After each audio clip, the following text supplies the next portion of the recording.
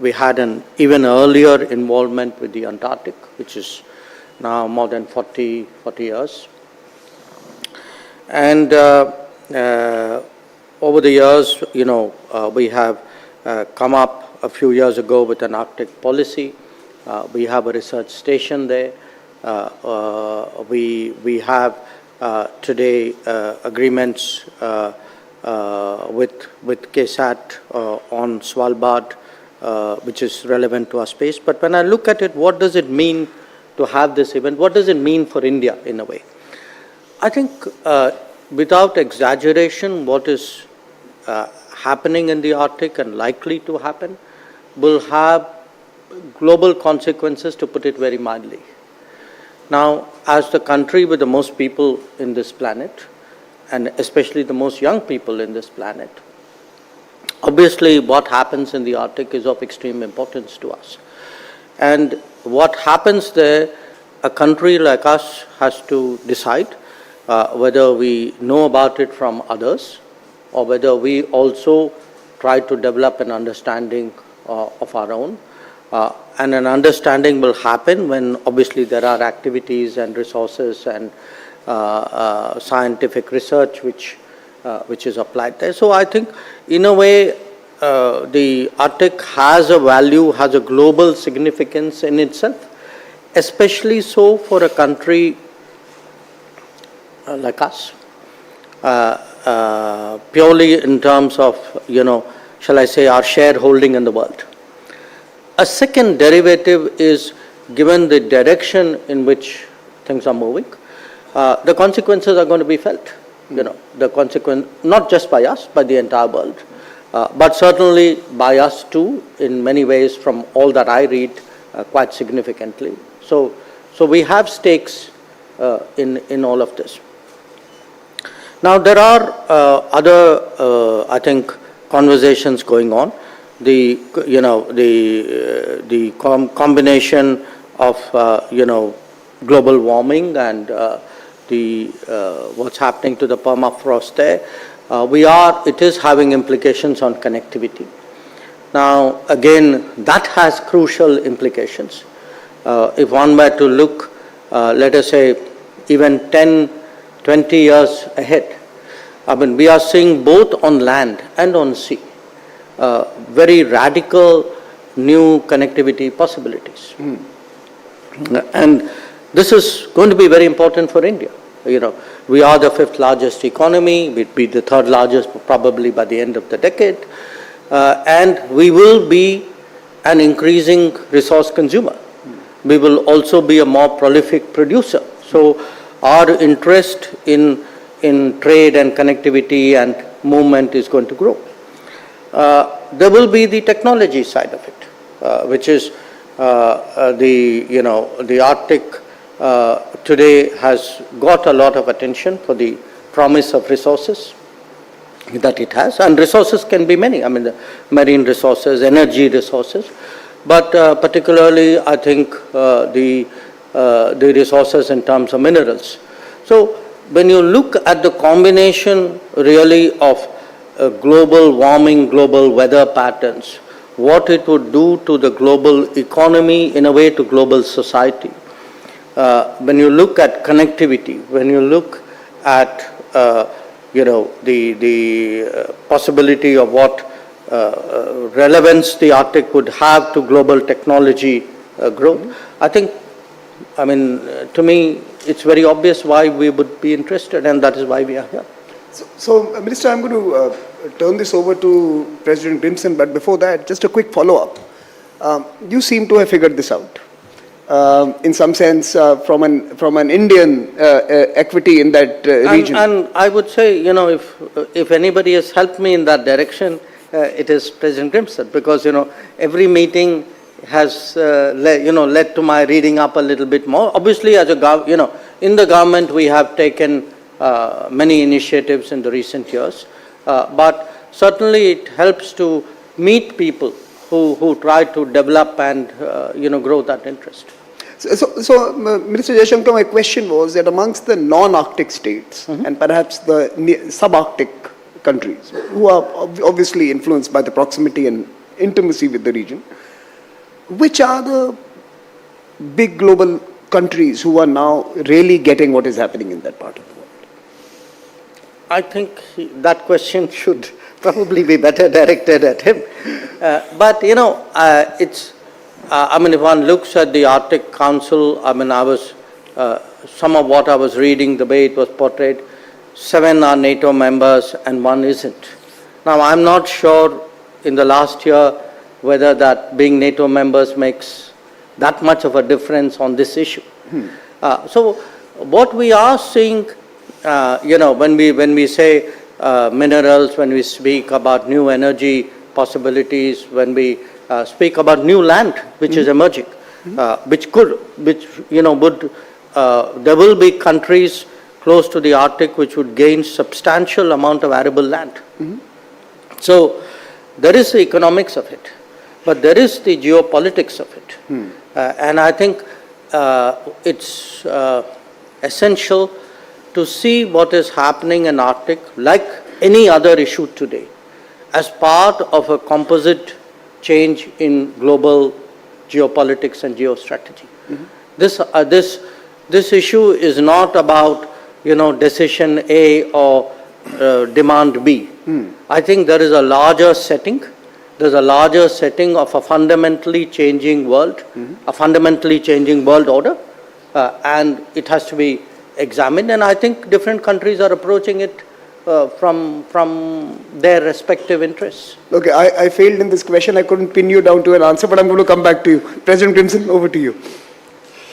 Well, first of all, thank you very much for your support for this forum and for finding so much time out of your schedule in these critical times to be here with us. Of course, we knew beforehand that it was quite a challenge for Samir and me to conduct this conversation. But on a lighter note, I didn't expect you would turn the difficult questions over to me. Which is a very clever ploy, by the way. So, but I think it is important to realize for India, because the terminology, the Arctic, is to some extent misleading. Because if we add up all the areas, Alaska over Canada, Greenland, over to the Nordic countries and Russia, plus the oceans, it is in global terms the size of Africa. It is the size of Africa. And it's only recently, to some extent we can say until now, first time now, that the leading countries of the world, as well as the rest of us, are now struggling with the challenge. How do we govern this territory? How do we use the resources? How do we create a certain balance of power and economic interest? And to some extent, I see it as one of the biggest challenges in global governance in the coming years, to make sure that this huge territory, rich in resources, absolutely critical for every major economy in the world, and for that, in a way, it's true what Trump says. I mean, it's essential for the US interest to have some access to Greenland. I say access in terms of the resources, the mining, the economy, the defense structure, the security, and so on, which they already have, by the way. So when India comes into this, in this very strong way, as this forum demonstrates and your own role demonstrates, my first point is this will be welcomed by many wholeheartedly, because without India, with your traditions, the way you intellectually look at global challenges and governance challenges, which you have demonstrated yourselves frequently in the last few years in these difficult times for many European countries and so on, India can have a voice apart from your former role, which is absolutely crucial, because you can direct the discussion and the negotiations in a way which perhaps no other country can do. Secondly, as you have basically listed out, there are huge economic and climate and food security interest for India to be involved in the Arctic. And if I may say so, I still think the leading forces in the Indian economy, the big corporations, the business leaders and so on, they have not yet woken up to the reality that the future of the Indian economy will depend to some extent largely on access to the resources and the shipping and everything in the Arctic. But we are already seeing a new type of power play in the Arctic. I said yesterday in the first session with the new leaders of the Arctic Council, after the war in Ukraine, there was one elephant in the room. And since we are now in the country of the elephants, I pointed out there are now 2 elephants in the room.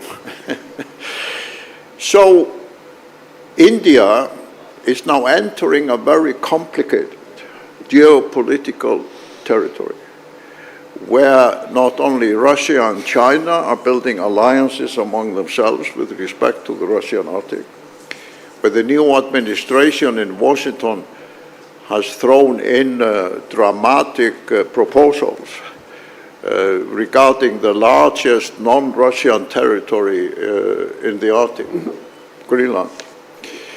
So my question is this: as the preeminent diplomatic leader of India, how are you going to navigate the increasing role of India in this territory of new global power tensions between not only US and Russia, but also China, to some extent Europe as a whole?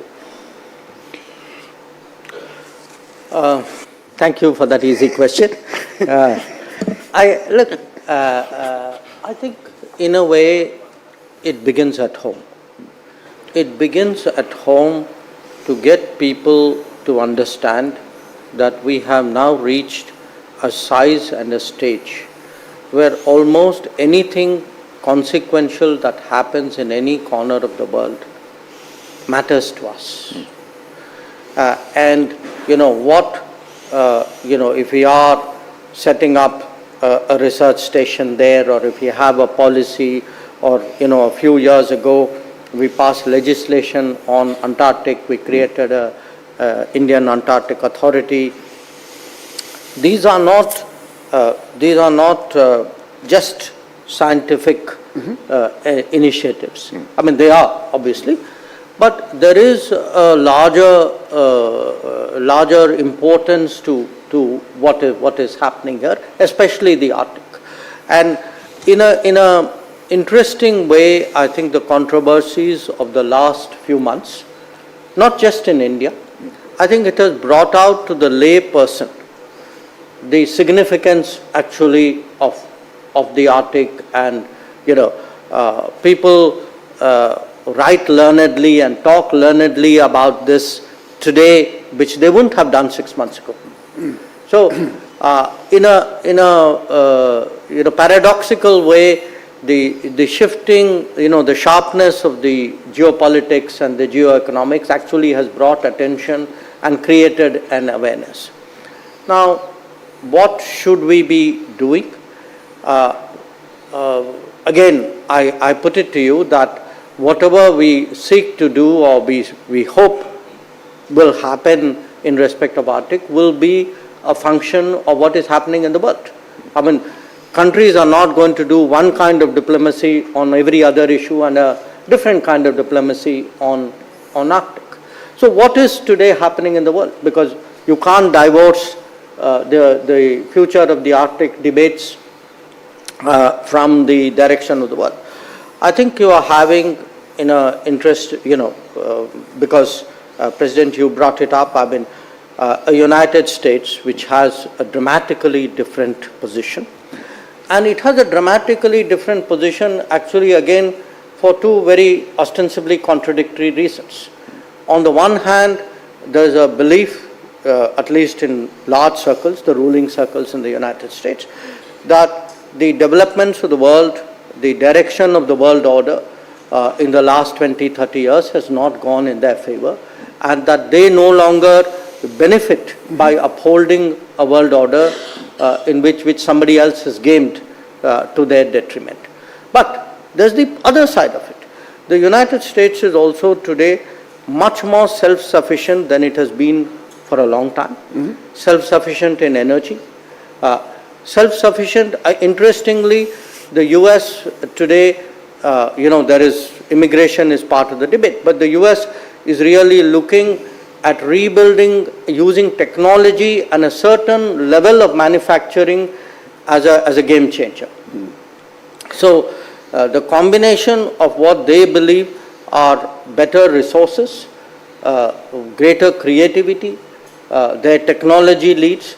So you have both a disenchantment with the past and a promise of the future, which say where the US says, the rest of you who used to be with me, well, I'm now done a cost benefit and maybe you don't look so good now. So I am willing now to navigate a world much more on my own. Now, if you look at the number 2 economy of the world, they were pretty much doing that anyway, because that has been part of their history and their tradition and their politics. Now, when you come to Europe, I think Europe has a real predicament on its hands. A few years ago, say 5 years ago, Europe thought it had an optimal positioning, that between energy from Russia, the Chinese markets and American security, it looked all very neat. Each part of it today is under stress, to put it very politely. Now, on top of it, Europe had a selective belief in the indivisibility of the world. When it liked the world to be connected, they believed in indivisibility. When it didn't, there was a fortress Europe. So what has happened is Europe is today under pressure to change because the realities of multipolarity are dawning on it. I think it's still not adjusted and absorbed it fully. United States has dramatically changed position. The Chinese are doing what the Chinese were doing. Russia has, again, Russia's connection with the Arctic, better than me. They have built it into their history, I would say almost their folklore, in a way. So we are going to see, in a sense, arena or a domain of contestation, which is not going to be easy to recall. Now, this is not unique. We are going to see it in space. We're going to see it underwater. We're going to see it in AI. So we are looking at a much more contested world, much sharper competition, where it will be a challenge for the world and for individual nations to find some kind of equilibrium and get people to work together. It's not going to be that easy or comfortable to arrive at. Minister, if I can jump in here and maybe ask you a more specific question. What are the expectations, and I know there are plans for a visit to this part of the world, but more broadly, if we take Europe and the EU as an actor in this particular equation, what are India's expectations from an EU partnership? That's the first part of the question. And the second, of course, is that, you did make a very important point that maybe Donald Trump has popularized Arctic beyond the traditional circles of examination. Now, as a follow-up, the syllabus has become more popular. The syllabus has become more popular. That's right. So now the question for you is, how do you mobilize constituencies at home to respond to perhaps this moment when maybe, like President mentioned, Indian private sector and other stakeholders could be motivated to look at this region more closely? Well, when you ask me about Europe, you mean on Arctic or generally speaking? Generally speaking. Considering where they are right now, they tried to play the strategic autonomy game, like you mentioned, security from America, energy from Russia, markets from China, strategic autonomy of a European variety, not going that well right now. But how do you and what do you as India expect from Europe? Well, look, when we look out at the world, Samir, we look for partners. we don't look for preachers. Particularly preachers who don't practice at home what they preach abroad. And I think some of Europe is still struggling with that problem. Some of it is changing. So, the issue for us, I mean, in many ways, Europe, I think, has entered a certain zone of reality check. Now, whether they are able to step up to it or not, it's something we will have to see. But from our point of view, if we are to develop a partnership, there has to be some understanding, there has to be some sensitivity, there has to be a mutuality of interest, and there has to be a realization of how the world works. And I think these are all work in progress to differing degrees with different parts of Europe. So some have moved further, some a little bit less. I'm so tempted to make this conversation about the point you've just raised, but we will end it there on this particular aspect, that Europe has to get beyond preaching and start acting based on a framework of mutuality. What about India's own constituencies? How do you mobilize them to act in this new world, which is so, in some sense, geometrically different? You know, part of the reason why I always found President Grimson's visits and our conversations interesting, because he was, I mean, at least speaking for me, he was broadening my horizons with every conversation. And I think as a country today, we need to broaden our horizons. Because as I said, when I look at the size, I mean, just think of an India, let us say population would be about 1.6, 1.7 billion. Per capita income of say $10,000, $12,000, $15,000. What would be the resource demands of that India on the world? What would be the contribution of India to that world? So even today when we look at key partners, sometimes people read us too tactically.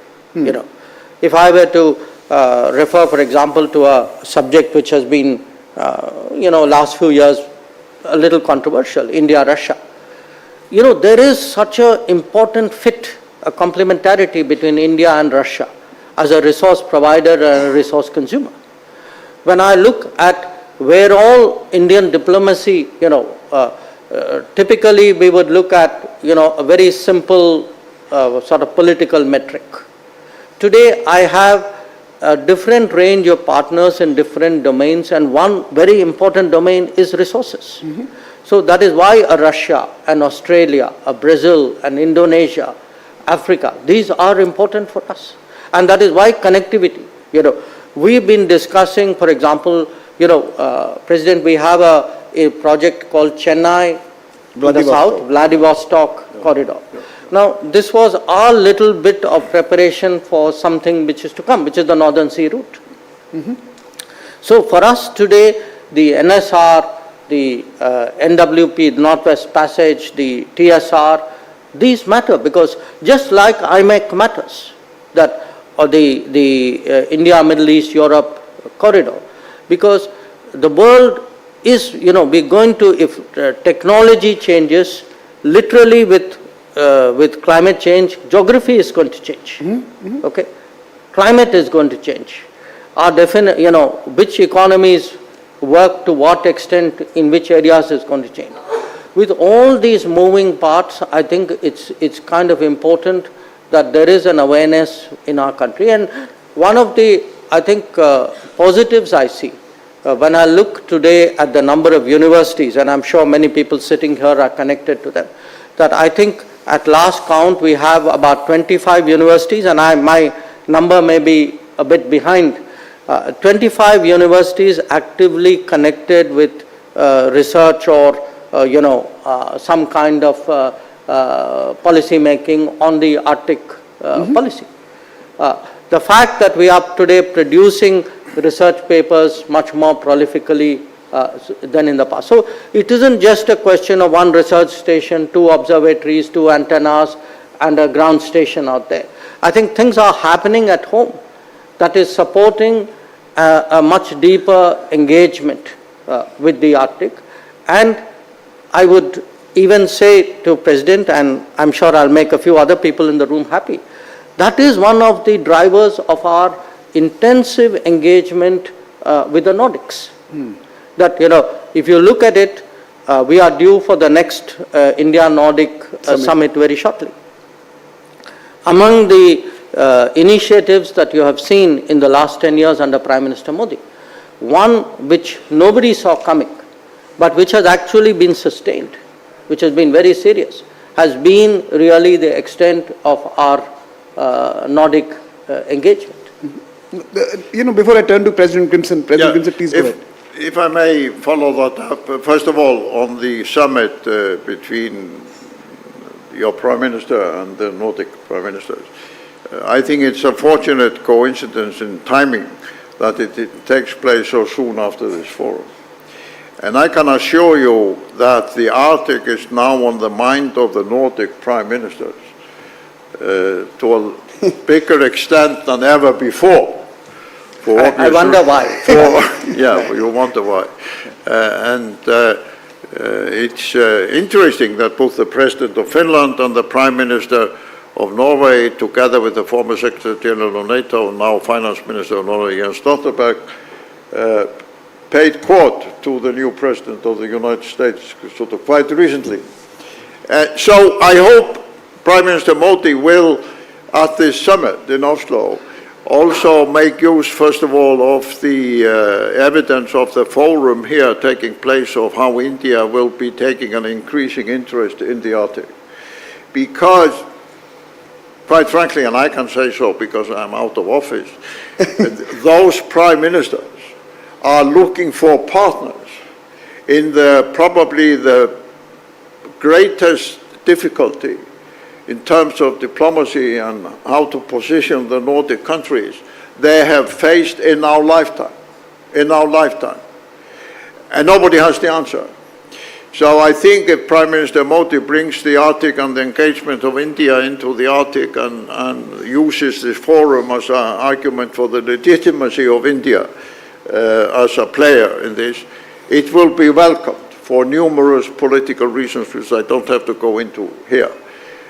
So I think that is really a very serious follow-up and also a very serious contribution to the future of the Nordic countries within the Arctic.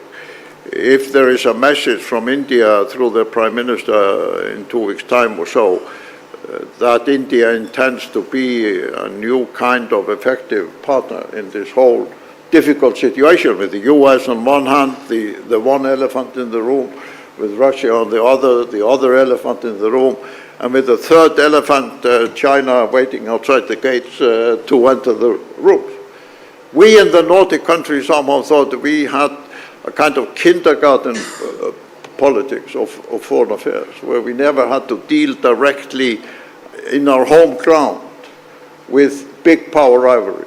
They were in some other places on the planet. But that's no longer the case. So I think this summit has reached a new level of political importance, which it did not have before. My question to you is that in addition to all these climate, economic, commercial interests which you eloquently described, we are increasingly seeing, for multiple reasons, one of them is the war in Ukraine, one of them is, of course, the Russia-Chinese cooperation, one of them is the new policy of President Trump. We are seeing the security of the Arctic, the military aspect of the Arctic, the threat of missiles that President Trump says one of the reasons he wants Greenland is the threat of missiles from Russia and China to the United States. So my question is this: do you foresee that India somehow would also enter this security, military dialogue, debate, planning, and so on, which, to the surprise of most of us, because we always thought that the Arctic would be a peaceful territory and so on, we now have to deal with. So you have not mentioned it so far, but that issue is already on the table. The 7 Arctic Council countries are now all members of NATO. America is putting new defense security elements on the table. How do you foresee India, if at all, coming into that discussion? I love the way President Brinson scares you from the Arctic and then asks you, are you willing to come in? He paints this rather grim picture and then says, why don't you step in? Yeah, this is the reality. I mean, this is... But he's painting a picture of things going above the Arctic. Correct. Look, again, I think India has many things to bring to the table. When we look at the Arctic, it is a mix of risks and opportunities. When we think of the risks, obviously, what happens in the Arctic will affect global weather, global climate, global sea levels, all that we know. Okay. There are other aspects to it. I think one of the areas which we have an interest is the microbiology of what is emerging, because there are understandable concerns about what it would mean to global health security when lands emerge from under the glaciers. At the same time, so when one looks at the risk side of it, I'm just putting the political, strategic risks aside for a moment. I think there is a whole sort of domain there waiting for international collaboration, closer, greater collaboration, and certainly that's an area where India is beginning to step in and make a difference.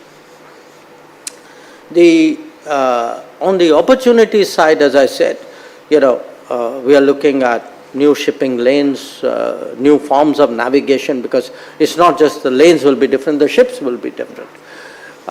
There will be new technologies.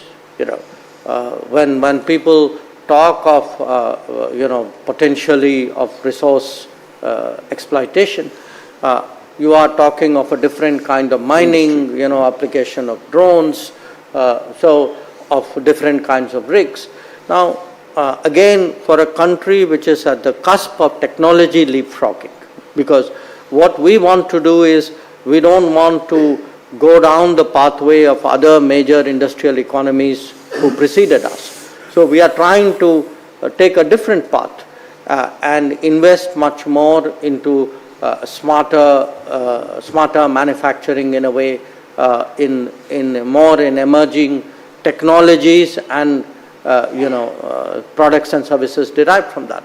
So I would argue that in different forms, India can contribute, can make a difference, and more, I can fully understand from the perspective of the Nordics that to the extent there is a greater level of interest and more players with a less sharply strategic interest, there is a greater chance of Arctic issues being deliberated upon with a higher degree of global comfort. I can see that, so there is a logic. So you have clearly something to gain if we show more interest, and frankly our own interests require us to do that. So I think that part of it I get. On the other scenario that you painted, look, it's very hard for us to answer, simply because we have, in our history, as you know, we had kept away from alliances. Yeah, sure. We, even till fairly recently, we were getting advice from people why it's good to be part of an alliance. Sure. I think the global fashion has taken a different direction now. So these, in many cases, will be conversations you will have amongst yourselves. Yeah. I mean, the NATO will have it within the NATO, the Western world will have it. But if I can interrupt you, I mean, you're absolutely correct, and I understand that. But we, in the non-Russian Arctic, meaning Nordic countries, US, Canada, we have this long-term challenge because Russia is half of the Arctic. In the long term, we are not going to have a constructive cooperation on the Arctic without somehow getting over this isolation of Russia, this situation which we have had for the last sort of 2 years, simply because of the size of Russia within the Arctic, and also because of the resources, as you and China know very well, the energy, the minerals and so on, but also because the threat of the melting of the Russian tundra could emit all kinds of gases and bacteria and so on into the global atmosphere is one of the great health risks of the future if the Russian tundra keeps on melting. A few years ago they had an epidemic, which they didn't tell anybody about, which was of a kind of COVID proportions in certain Arctic parts of Russia. I think in an analytical way that we will, I mean the non-Russian Arctic, the Nordic, America, Canada, we are a little bit at a loss at the moment of how are we going to deal long term with approaching Russia. India, however, is the largest democracy in the world, with all your ties with America, Europe, other countries, but also with these very strong, one of the perhaps strongest long-term ties with Russia in terms of economy, politics, security, etc., etc. Do you see a possibility that within the next few years, as we try to grapple with this situation, India could bring to the table, for example, through your own personal involvement as well as the traditional diplomatic involvement, some of the Indian expertise and understanding of Russia to be a kind of an intermediary that helps the rest of the Arctic somehow to So that we are really out of time, President, but I think that's a valid question, India's role in a complicated region. But let me complicate that question a little more and let this be the final response from you.